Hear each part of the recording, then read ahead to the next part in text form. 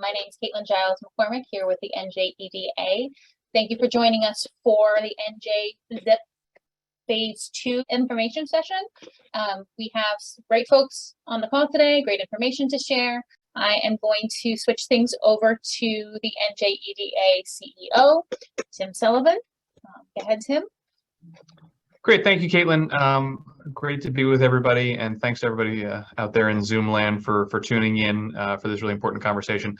It's don't tell the other programs that we run, but one of my very favorite programs that the EDA stood up during Governor Murphy's time in office is the NJ-ZIP program. It's been a really impactful program that I think lives the values of both supporting small businesses and also supporting the transition to a clean energy and green economy. And we've seen tremendous success through sort of the first phase of this pilot program, as we now go to roll into the second phase of the pilot program when we take it statewide and make some other important tweaks. We thought this was a really important moment to have a conversation like this and an opportunity for us to both tell you a little bit about the program and also the application process, and also answer questions from you. Again, we think electric vehicles broadly, and specifically electric vehicle kind of medium and heavy duty ones, is an extraordinary opportunity for the New Jersey economy and for small businesses to really kind of get ahead of and take advantage of so many of the opportunities that this evolution of technology presents, and energy cost savings potentially. We think New Jersey is really well positioned to be one of, if not the leader, at least on the East Coast. California certainly would like a word about being the national leader, but certainly on the East Coast being a national leader in electric vehicle medium and heavy duty adoption. We have a really great concentration of kind of a booming industrial sector, some of the most important port and rail hubs in the country, and a huge diversity within our workforce that we think brings together, again, both sort of the infrastructure and locational assets that New Jersey has, but also a great workforce. We have the #1 manufacturing extension program in the United States. We've got an extraordinary concentration of scientists and engineers in our research functions. And importantly, we have policy leadership. Governor Murphy was just in New York yesterday with Governor Hochul at Climate Week, talking about taking up some of our, significantly expanding by 50% our offshore wind goals, and also releasing an action plan around the transition to the clean economy and the workforce development and job creation opportunities. In that report is talking about sort of the expansion of ZIP and the conversation we're having today. So, we think that setting the right priorities is going to create a customer base. And at the end of the day, those of you who are vendors, this is it's doing the right thing, but you're also here to make money and run a successful business. And we think we're hoping, trying with the policy levers that we have at the state level, and with great support from the Biden administration and Congress, creating the marketplace and the market opportunities and the right sort of opportunity, the concentration of opportunities in New Jersey, to make this a prudent investment for you all.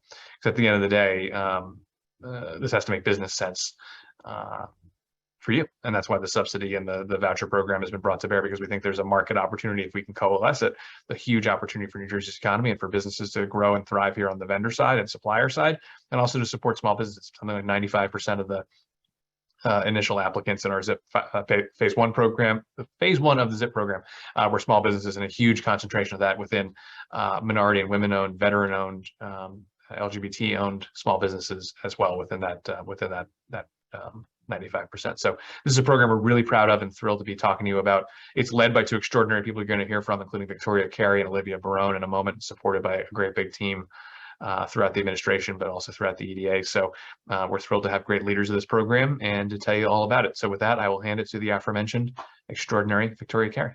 So thank you all so much for joining, and thanks to Tim for sort of setting the stage on why we think this is an exciting and important program, and why you might want to consider New Jersey as a home as well as a vendor. We'll get into a little bit more detail on the 25% incentive bonus that folks who manufacture their vehicles in New Jersey can be eligible for. So just to start off, I know we have a mix of new and existing vendors from phase 1, as well as vendors who are looking to become part of phase 2.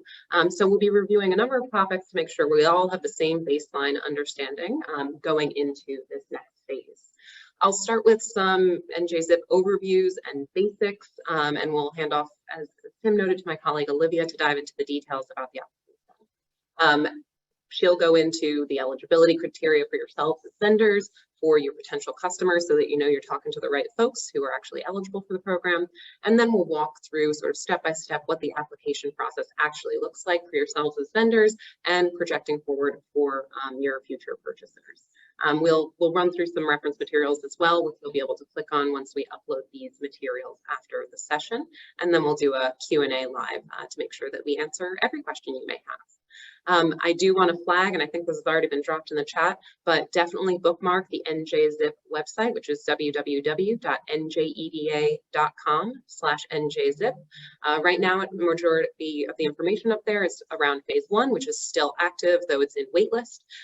But we will be transitioning over to primarily phase 2 information, and some of the phase 2 information is already available there. And we will be adding, as I noted, these materials as well as a recording of this webinar once it is completed. So to dive right into it, what is NJZIP? NJZIP stands for the New Jersey Zero Emission Incentive Program. If you're familiar with programs that exist in California or New York, you won't be surprised about the design of this program. The voucher style program, first come, first served. And in contrast to the phase 1 program that Tim was referencing, that was launched early last year, phase 2 will bring the pilot to potential buyers statewide. The purpose of this program is to reduce that upfront cost of buying a zero emission medium and bonus in phase 2 heavy duty vehicles for New Jersey businesses and institutions. And we're leveraging REGI funding for that, which means that there's always strings tied to different funding sources. REGI funding is primarily looking at reducing greenhouse gases, and our lane is to focus on the commercial, institutional, industrial sectors. How much money is going to be available? The question of the day. Once we launch the phase 2, there'll be a voucher pool available of about $45 million total, or exactly $45 million total, with $15 million set aside for those small businesses.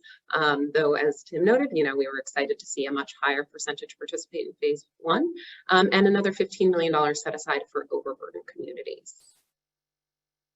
So let's cut to the chase. What do you really want to know today? When can you apply to be a vendor? So first things first, both vendors who are already participants in phase 1 and vendors who want to be considered as participants in phase 2 must apply during the vendor application phase. The application will open for a limited period of time on Tuesday, October 18th at 10 a.m. Eastern, and will close just over 4 weeks later, about 5 weeks later, on Tuesday, November 22nd at 8 p.m. Eastern. That's before the Thanksgiving holiday. Only the vendor applications that are received within that open window will be reviewed for consideration as approved vendors in phase 2. So I want to re-emphasize, phase 1 vendors will need to reapply in order to be considered as vendors in phase 2.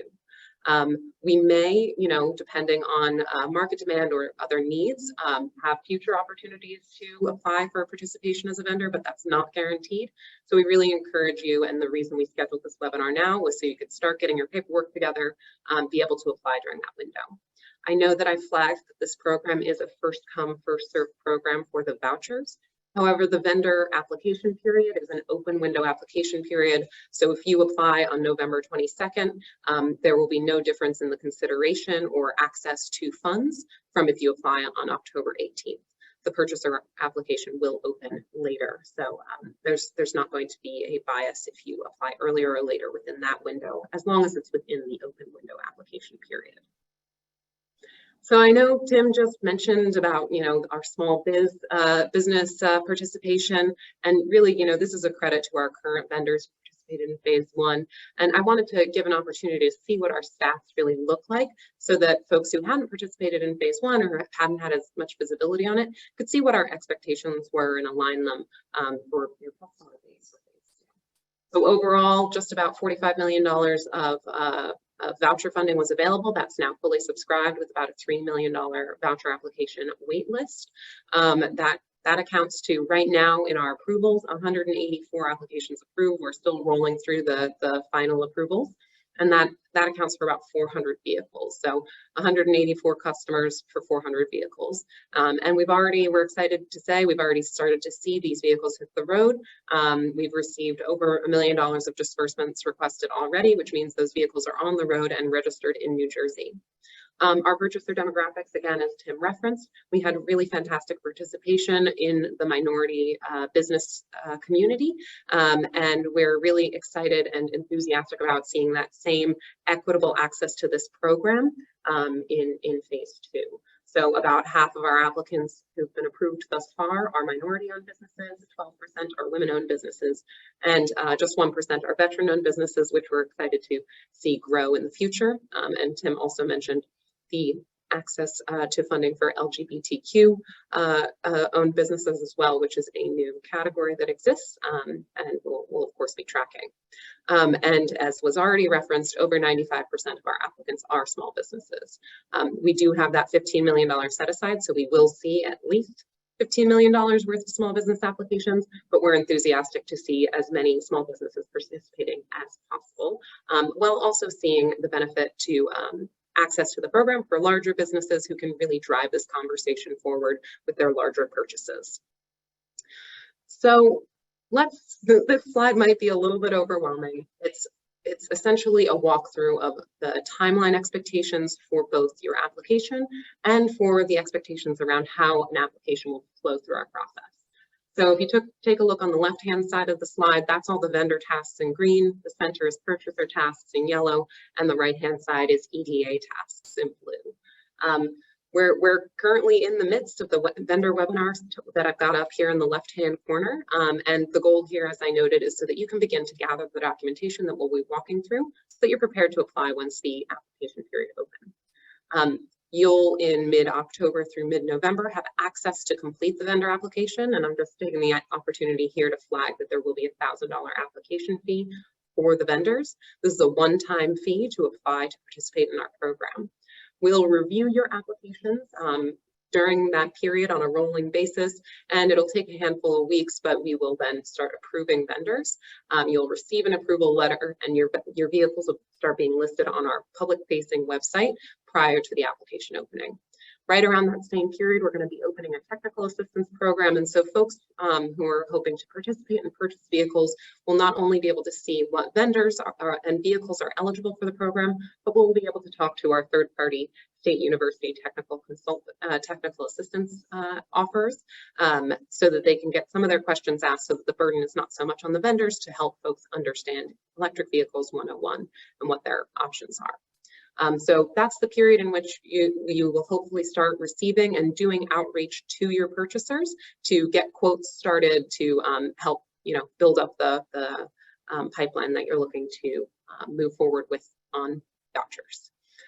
We will then, in early 2023, plan to have a webinar for purchasers, so they're walked through what the process is, and we encourage you guys as well to join that so that you can see your half of the process and what your purchasers are hearing. In early 2023, we will then open the purchaser applications. We've not set an exact date yet, but that will be announced. As I noted, bookmark that NJZIP webpage, and you're all on our listserv as well. At that point, vendors will be able to access the application, start voucher applications, and once you complete your piece of the application, which essentially says these are the vehicles that this purchaser wanted to purchase, it'll be sent over to our purchaser, who will fill in all of their personal information about their business, their legal reviews, etc., and their eligibility, and they will pay their $1,000 application fee. So I do want to differentiate. Vendors will pay a $1,000 application fee upfront in order to apply to participate as a vendor, whereas purchaser applicants will pay their voucher application fee at submission for their vehicle or vehicles. So they can submit for multiple vehicles simultaneously. We'll review them, we'll approve them. It takes a few weeks again, and if approved, the voucher reservation will be sent and a tri-party agreement will be sent for execution, which will have signatories of yourselves as vendors, your purchaser, and EDA. With that, our relationship is formalized around the voucher, and you can move forward to fulfill the vehicle purchase order. And once the vehicle is delivered and registered by the applicant, or through an agreement gets registered in the state of New Jersey, the vendor yourselves would then submit for voucher disbursement. We would review that request and disperse the funding, and the purchaser would then be responsible for operating the vehicle in compliance with the grant agreement that they signed. So what are the big takeaways? Essentially, Application opens October 18th through November 22nd for vendors. Approvals will take a few weeks. The purchaser application will open in early 2023 with webinars and technical assistance coming out prior to that. And a flag that's different from last year is that you as vendors will be responsible for starting the application. So the last thing I'm going to talk through is a sort of compare contrast slide. Since again, we have phase 1 vendors who are on this call as well as new phase 2 ones, I wanted to make sure that you saw what the differences in the program were. So the voucher budget is approximately the same in the neighborhood of $45 million. Our eligible vehicle classes have expanded from class 2B to class 6, from 2B in phase 2 from class 2B through 8. The eligible locations have also expanded. So originally we allowed 4 greater community areas, Camden, Newark, New Brunswick, and the Greater Shore area, but we will be expanding statewide. So usage eligibility is changing. The vendor eligibility has not changed particularly, other than you will have to pay this $1,000 fee, and Olivia will talk through some of the code of conduct and learnings from phase 1 that we will be expecting from our phase 2 vendors. The eligible buyers, similarly, the actual buyer entity eligibility has not changed. They still owe their $1,000 application fee. They still need to be registered to do business in New Jersey and must be the vehicle owner. I do want to flag here that our requirements have stayed the same between phase 1 and phase 2, which is the same vehicles cannot have prior funding sources. However, we did want to clarify that the federal tax rebates are not seen to be a duplication of the benefits of the New Jersey ZIP program. So it would not prevent eligibility if you pursue those new federal tax credits. The voucher expiration date has expanded, so it's still 18 months in total if you get an extension, but now you would not need to request an extension on the voucher until 12 months, and then you can receive 1 6-month extension. The voucher base dollar amounts have slightly changed from $25,000 to $100,000 when we capped at class 6, but now goes from $20,000 to $175,000 when we cap at class 8 instead. Some of the more detailed differences are in our voucher bonuses, which are all stackable, so you can be eligible for multiple of these. The small business and the New Jersey manufacturing requirements have not changed, so those are both 25% bonus eligibility on the base voucher amount. We have updated the women, minority, and veteran-owned business bonuses to be a percentage basis instead of a dollar amount basis. And we removed the scrappage and driver readiness bonuses primarily due to lack of use in phase 1. But we did add in their stead an environmental justice community operational bonus for 10% bonus, and we added a school bus bonus. So if the vehicle being purchased is a school bus, there's a 25% opportunity for a bonus. The last thing I'll flag here is some slight tweaks in the caps, and this is due to the change in the vehicle types that are being offered. So you're still capped at 100% of vehicle costs. We do not cover chargers, any taxes or shipping or fees, but capped at 100% of the vehicle cost. We've increased the cap per company, so purchaser company, which is the EIN, the employee identification number, from 1.5 million to 3 million. And we've increased the set-asides to $15 million for environmental justice communities and $15 million for small businesses. So now I will hand it over to my colleague Olivia to talk through some of the details about the application. Thanks, Victoria. Let me get myself set up here. All right. So I'm Olivia. I am a project officer with the Clean Energy team. I have been working with Victoria since November on the NJZIP program, and we're really excited about the phase 2 launch. My job for the remainder of the webinar is to walk through your vendor eligibility, then your buyer eligibility, the application process for both you as a vendor, and then the application process for your buyers, because you guys will also be an important piece of that application as well. So what is an approved vendor? An approved vendor is the entity that is selling the eligible zero-emission vehicle to the NJZIP buyer. That means that the vendor can be exclusively the seller, or it can be the manufacturer of the vehicle who also sells. You also need to have 12 months of experience in selling zero-emission vehicles, and you must agree to the voucher terms and also comply with our vendor code of conduct, which I'll begin to discuss on some of the later slides.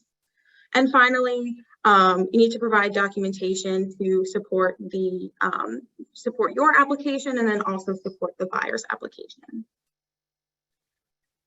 Now, the person or the entity that registers to do business in New Jersey is the one making the sale. So if you're not making the sale, if you're the manufacturer and you're selling to a dealer who then is selling to our NJ-ZIP applicants, you do not, that manufacturer does not need to register to do business in New Jersey. But if you're selling the vehicle, you need to register to do business in New Jersey. It's a relatively straightforward, inexpensive process, but go ahead and get registered as soon as possible. We'll know you're both in good standing with our Department of Treasury and registered to do business in New Jersey with your tax clearance certificate that you will need to submit upon application. And how we know that you have had 12 months of experience selling electric vehicles is through sales records, manufacturing records, or business registration, foundation documents, website history, and more options. You'll also need to submit that upon your application. So what are these voucher terms? The list of our voucher terms is detailed in the grant agreement that you will sign with in a tri-party agreement with the EDA, your purchaser, and yourself. But these are the most critical terms that we want to make sure you guys know about ahead of time. You must agree to accept the voucher after the vehicle has been delivered.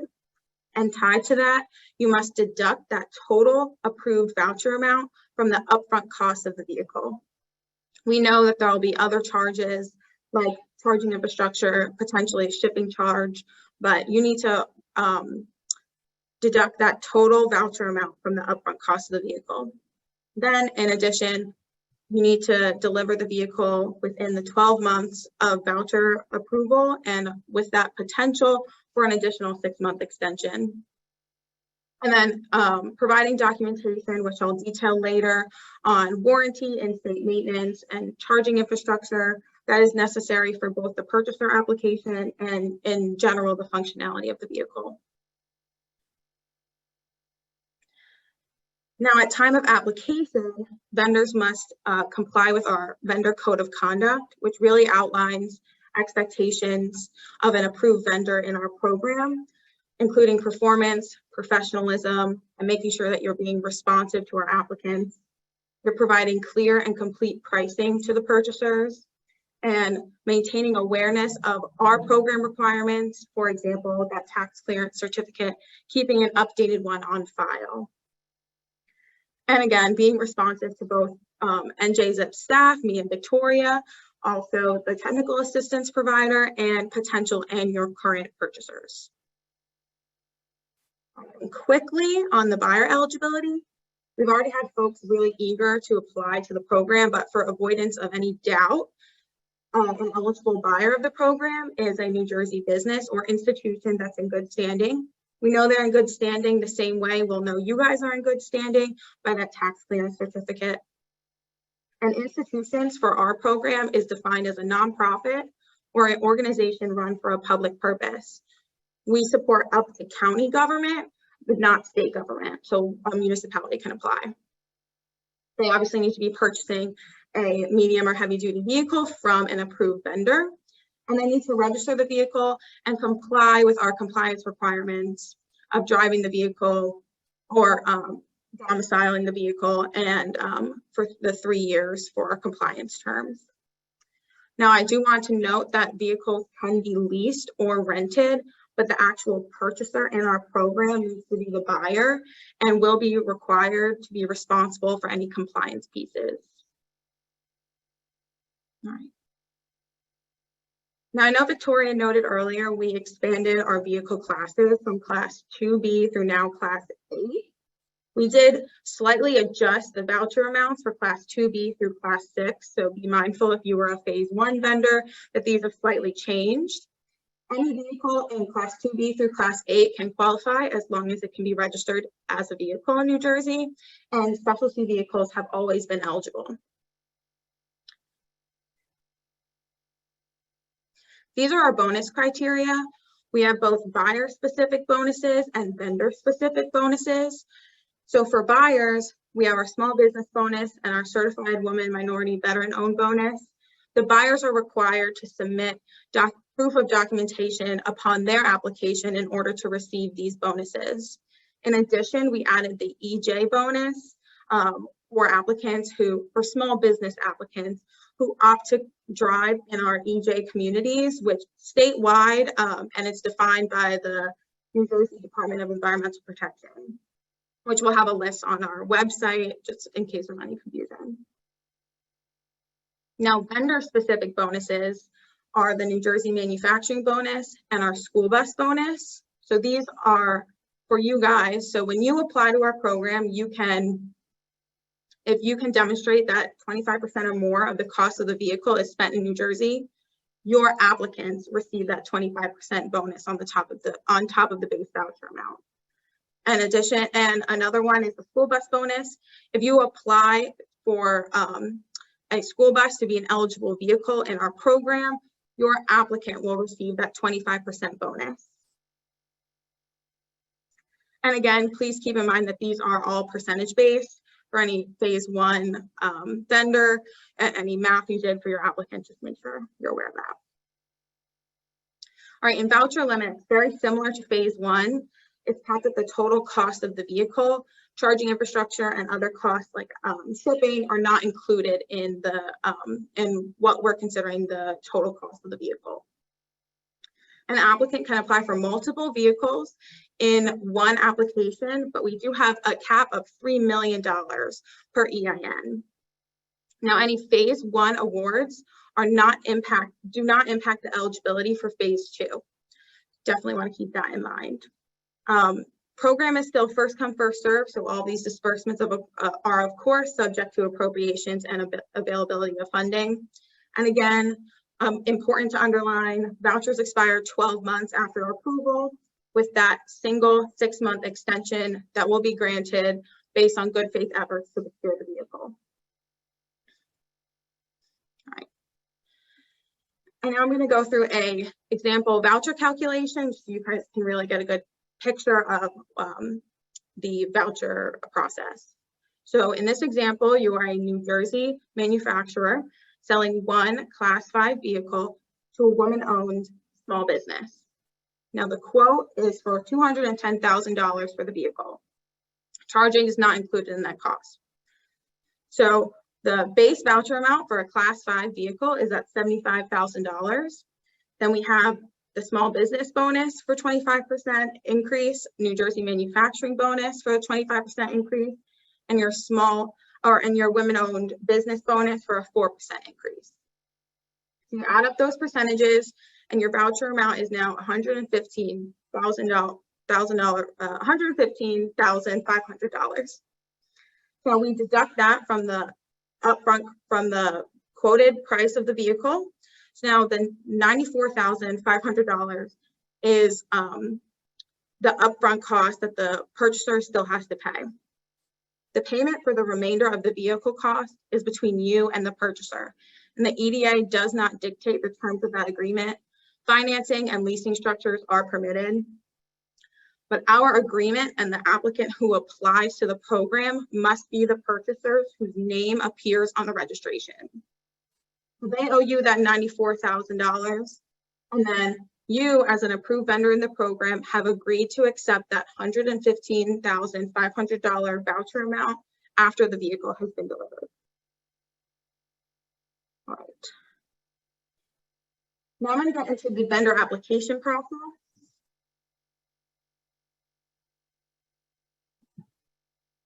We will have a vendor README and walkthrough PDF that we highly recommend you have out while you're doing this application.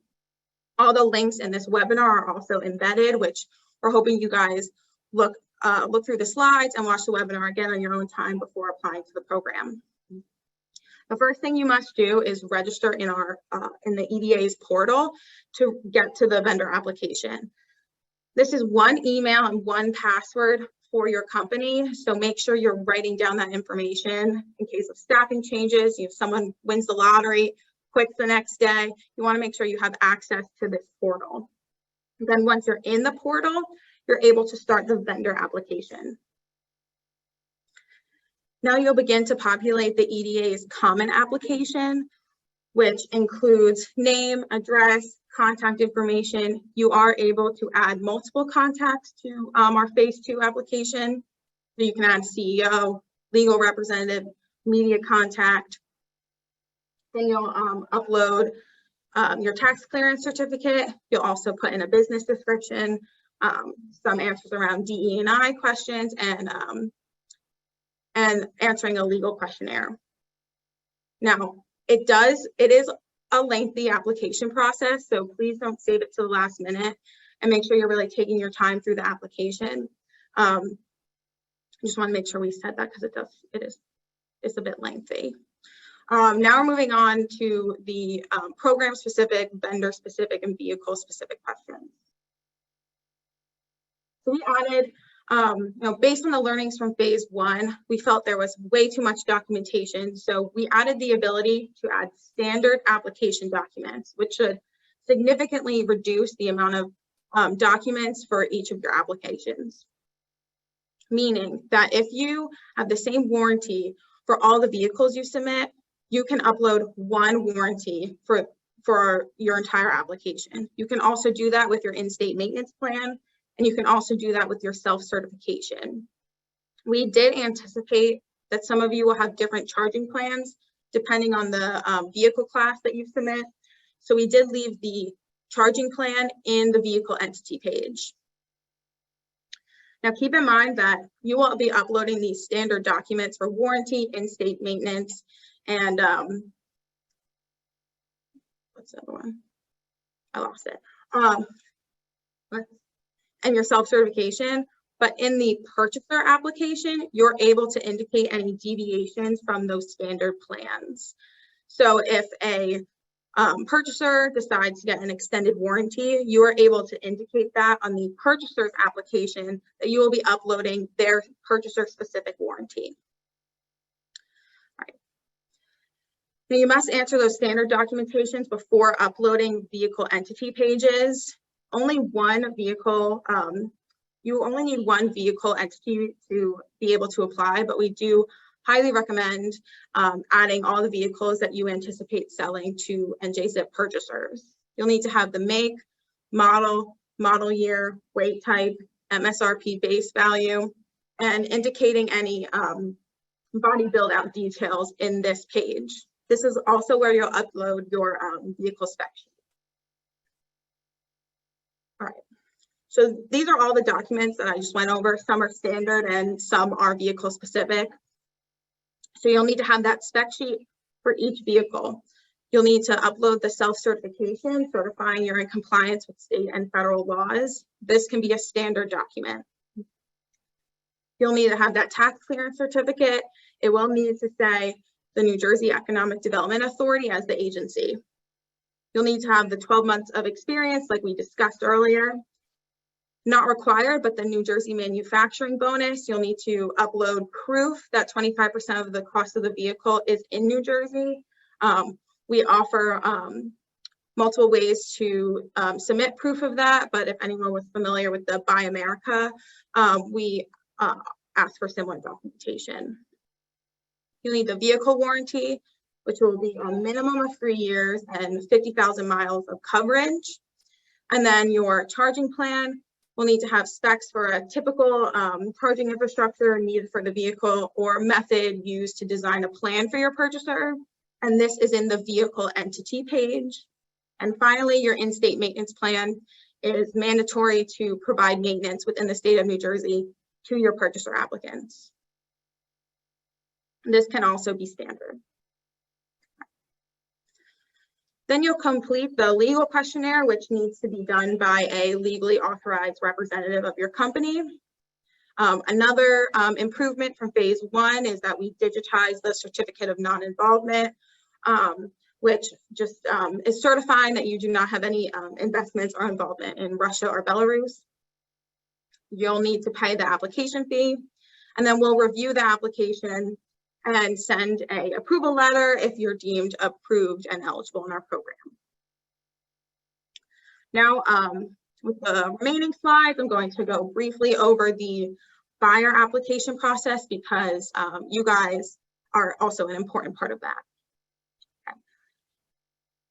Now, the goal of the program, both in phase 1 and phase 2, has always been for our purchasers to be talking to your vendors outside of the application portal. So the first step is the buyer finds and selects an eligible vendor, be it a variety of reasons, price, use case, class type. They select one of the eligible vendors in our program.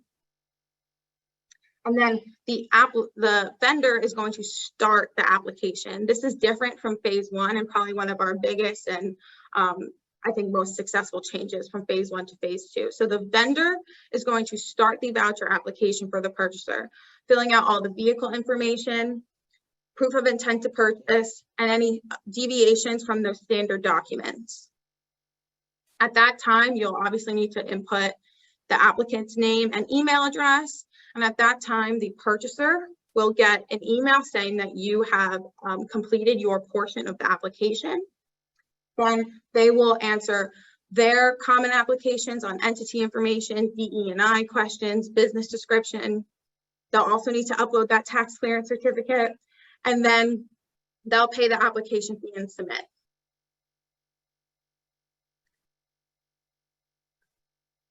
Then again, we'll review the application. If confirmed, everything is eligible and funds are available, the voucher is approved. The buyer and you, CC'd as the vendor, will receive the approval letter. And then you must execute that tri-party agreement with the EDA, stating that you will deliver the vehicle within the 12 months and any other terms that are in that agreement. Again, leasing is permitted, but the applicant needs to be the lessor. And then as a vendor and when the vehicle is delivered, you will request disbursement from the EDA for that voucher amount, of that approved voucher amount. And then finally, the buyer will be responsible for any compliance documents from there for the next 3 years. And then the following pages, I'll just summarize what we talked about. This is a good side-by-side of what you need at your vendor application versus what you need at your purchaser application.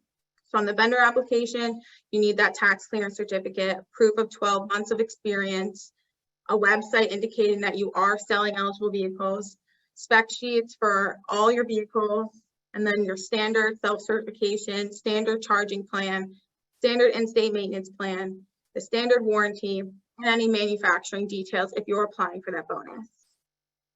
Then on the purchaser application, every purchaser will of course need their own proof of intent to purchase.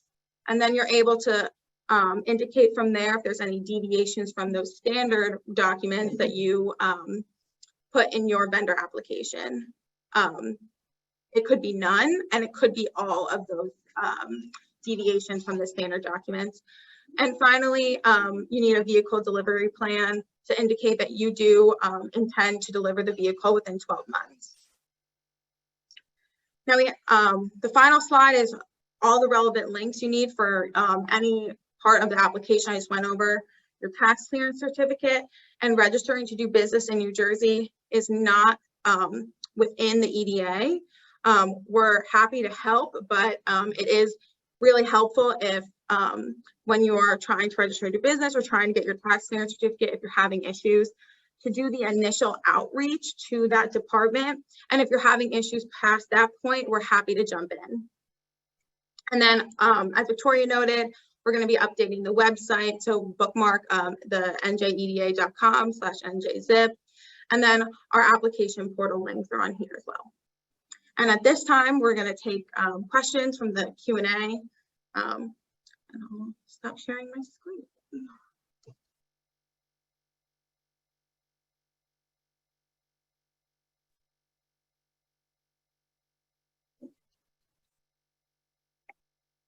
Hi, everybody. Thanks so much for joining again, and we'll start taking a look at the Q&A. As we're pulling that up, I'm just going to address some questions that we have had as frequently asked questions come up a number of times. So number one, I just want to re-emphasize the timeline for the vendor application to apply to be a approved vendor in our program is October 18th through November 22nd, with the voucher application for purchasers opening in 2023.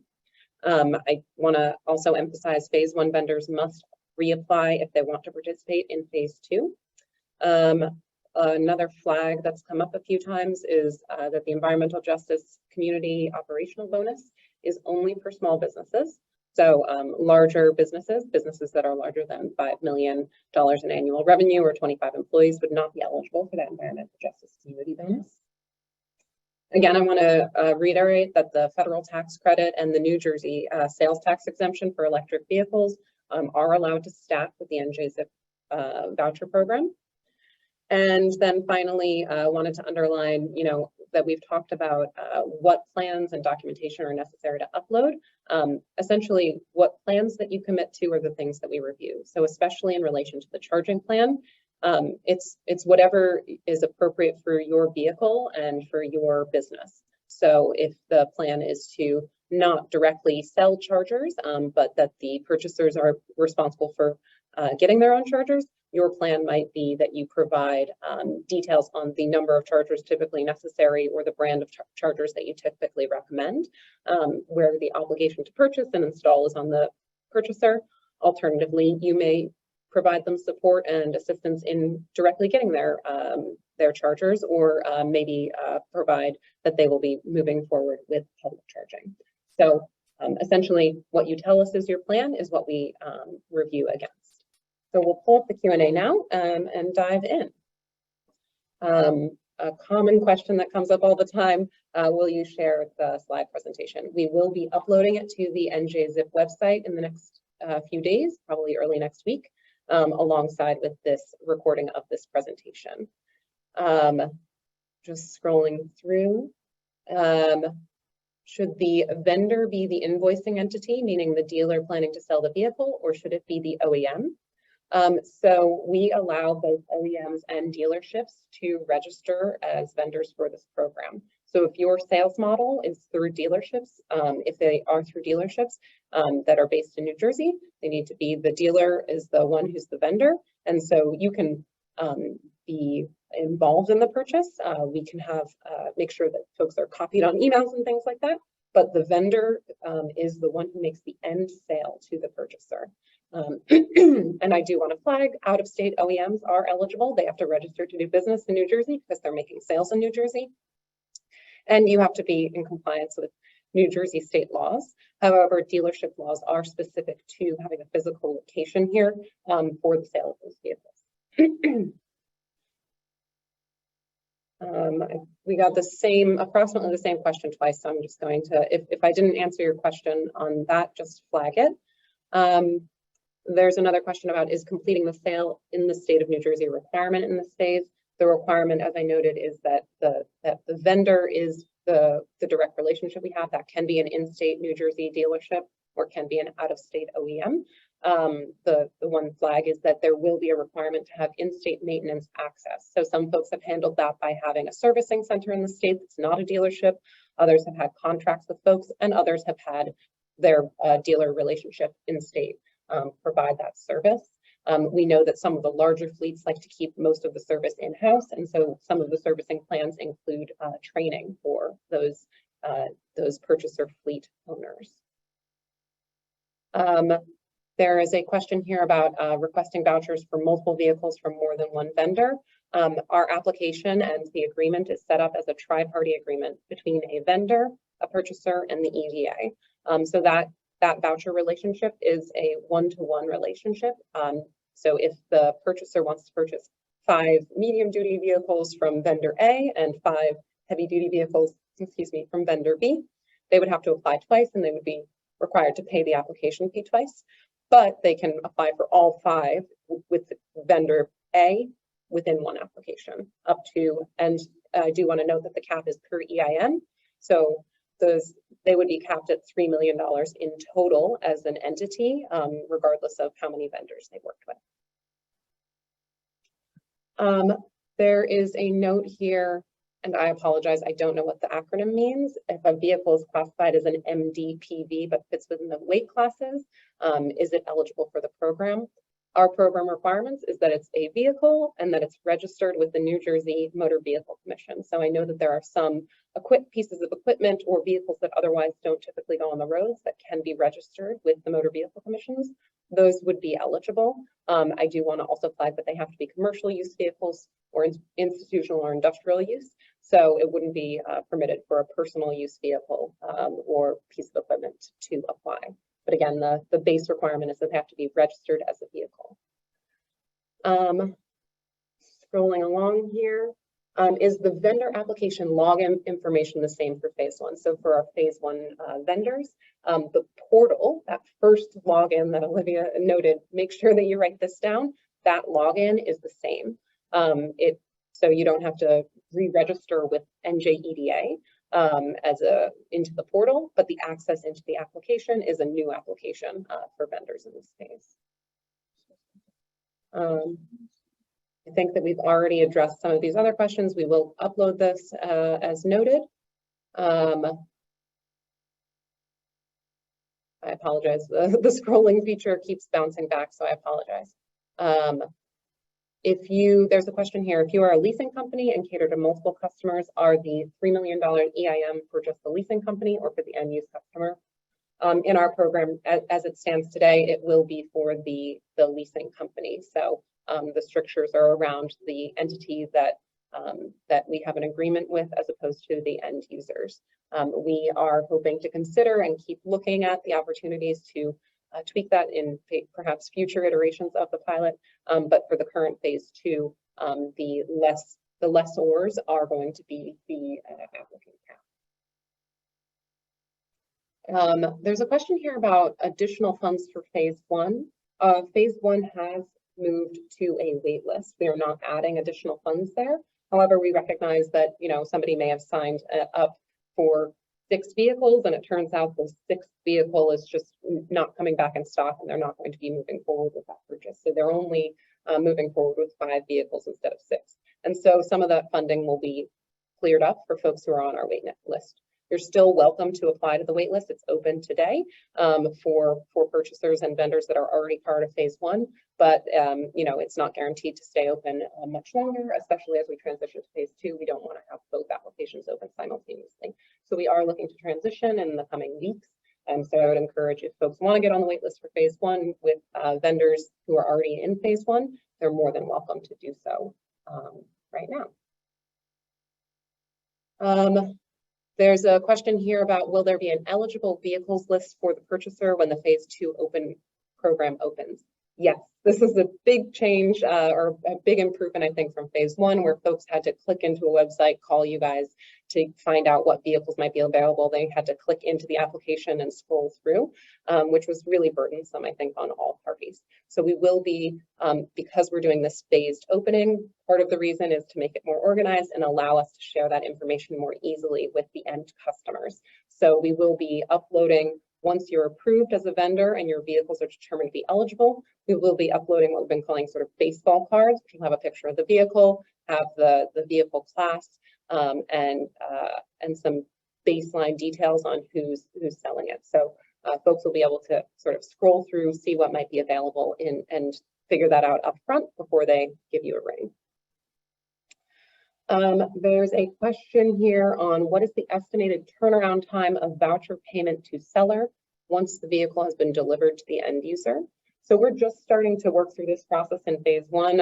We've already seen improvements from the first disbursement request we saw. It took a lot longer to build out the process in our pilot program, but we've learned from that. We've reduced the documentation requirements and clarified those documentation requirements. So if we receive a complete package, we've seen it be processed and move forward as quickly as within a single week. We've also transitioned to, in our current program, overnighting the checks for the payments, so it won't be as long a delay between when the disbursement is signed and the check is cut and when you receive it. We are also working with and figuring out if we will be able to transition to digital delivery of the of the voucher funds in the future. That's not a guarantee. At this time, we're just doing check cutting, but we're looking into options for wires and ACH transfers, though they're not guaranteed. And more details on that will come out when we do the purchaser webinar, when those pieces are finalized. There's a question here about the warranty, what the warranty requirements are. The requirement is standard requirement is that it has to be 3 years and 50,000 miles minimum, parts and labor. So the question here is that, you know, the standard warranty in this situation typically is 2 years, but the extended is available for another year. In order for that vehicle and that vendor to be eligible, you have to offer that 3-year warranty. So recognition that there may be different costs for that. You know, I just want to flag that is our baseline requirement. So if in your system that's an extended warranty, that would be the minimum acceptable in our program. There's a note here. What happens if a purchaser backs out of a voucher? Does the money go back into the pot? Yes, that's what we've seen in phase 1, and that's what we're pursuing in phase 2. It is not held by that purchaser if they want to, say, transition to a different vendor. It's that 3-party agreement, so it's with the purchaser and the vendor and EDA. So if they back out of a sale, you know, there's not a negative consequence on our side. There's no, you know, you won't get in trouble. You won't have a ding against your record or anything. And the sales agreement between yourself and your purchaser is between you guys. So whatever requirements you have there would be on your side. But yes, the money, if somebody reserved $100,000 for the vehicle and they back out of the sale 2 months later, that money would go back to the pot. And again, first come, first serve. So whoever applies next would have access to that funding. And I apologize again, I'm just scrolling through. There's a lot of questions that are popping up here. I see how many purchasers were serviced by phase 1, and are we looking at a similar number of vouchers this time around? You know, the cap is at $3 million per EIN. So if you look at a $45 million program, we could have, if the first 15 people who apply max out and are approved, 15 applicants could apply. However, we anticipate in what we've seen in phase 1 rather, and with our requirement that $15 million need to be reserved for small businesses and $15 million for environmental justice communities, we anticipate there will be a lot more than that number. In phase 1, we've seen about, I think we had about 230 applications come through, though some have withdrawn and we're still, you know, of their own volition. So about 230 applicants came in this phase. I would say somewhere between 100 to 200 would what we would anticipate. But again, recognizing that we're expanding to Class 8 vehicles, we know that there's going to be some larger voucher applications coming through. But that's why we wanted to share those stats at the top of the call of who we saw before and what our expectations are moving forward. We love to see that small business participation, and naturally they buy typically fewer vehicles. There was a question here to confirm if things are stackable, if payments are different programs are stackable. We do allow NJ ZIP to be stacked with federal tax incentives as well as state sales tax exemptions, and other state programs or federal programs that cover charging equipment. Fair game. We don't fund charging equipment through NJ ZIP, so that's completely eligible for quote unquote stacking. However, if you've already received a grant or other funding for the vehicle itself from the state or federal government directly for that vehicle off the upfront cost, that vehicle would not be eligible. So you can stack these tax incentives and charging grant support, but not vehicle grant support. I see a question here. Can new vehicle models be added after the initial application? Yes. We would ask that you let us know if you're doing that. You can access your application to add new vehicles at any time, but just a quirk of the way that the system works is we have to re-review it and review that item and we don't get like a pop-up on our side in our dashboard that somebody's added a vehicle. So you'd have to let us know that you're adding it, and then we'll go in, do a review, and get that uploaded on the website. So for instance, if you're listing a 2022 model right now or a 2023 model right now, and at the end of next year, you want to add the 2024 models and remove the 2023 models, we can do that shuffling just to make sure that it's accurate. You just have to give us a heads up. There's a note here, a question about if charger construction is delayed due to supply chain issues. We recognize that chargers are necessary for folks to be able to utilize these vehicles. We do bound it at the total of 1 year plus 6 months. What I would note is that just be cautious within the way that you frame out your charging plan that you're committing to. So if the charging plan is that the end purchaser is responsible for the installation of that, you can request an extension because it's been delayed, but the voucher will still expire at 18 months. And we've been responsive to the market previously, so we're not trying to be unreasonable. Obviously COVID was an unforeseen global event, so we'll be conscious of those types of occurrences. But on a one-off basis, if you're running into some delays and challenges, we certainly can provide that extension, again, seeing that good faith effort to procure the vehicle and procure that charging.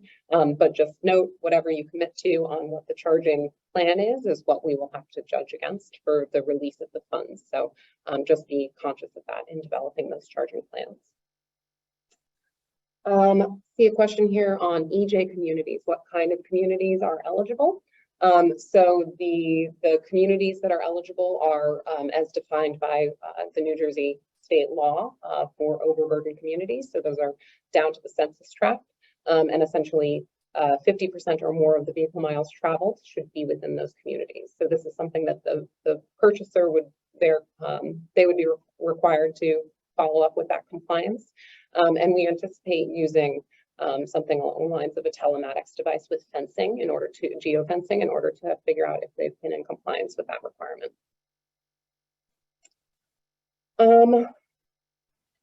There is a question here about OEMs. We do not have a cap on OEMs. We only have caps on EINs for purchaser entities. And there's a question about if that cap is for the calendar year or if they can never apply again in the future. Right now, the $3 million is just for phase 2. So as Olivia noted, if somebody got approved for $1.5 million in phase 1, their cap in phase 2 is $3 million. The phase 1 award doesn't impact that. And again, moving forward, I can't say if there's going to be another program or what the caps will be there, but the intention is that this is a phase 2 cap. And the question around it being a calendar year, the program is going to run until we run out of funds. And so if it's a calendar year or less or more. And I know that we're right at the end of time. There's like a handful more pretty specific questions. I think that there's another question here about like if I'm a vendor and out of state as an OEM, you do have to register to do business in the state of New Jersey. There are some other requirements that are laid in with that in order to do business here. So if you have specific questions, you can reach out to the NJZip email box, which is njzip@njeda.com. And we can connect you to the folks at the Business Action Center who help businesses who are working to do business in the state of New Jersey. And yeah, I think I know there's a handful of questions, but I really want to be respectful of everybody's time. So if we didn't get to your question, I apologize. Please feel free to reach out to that NJZip inbox.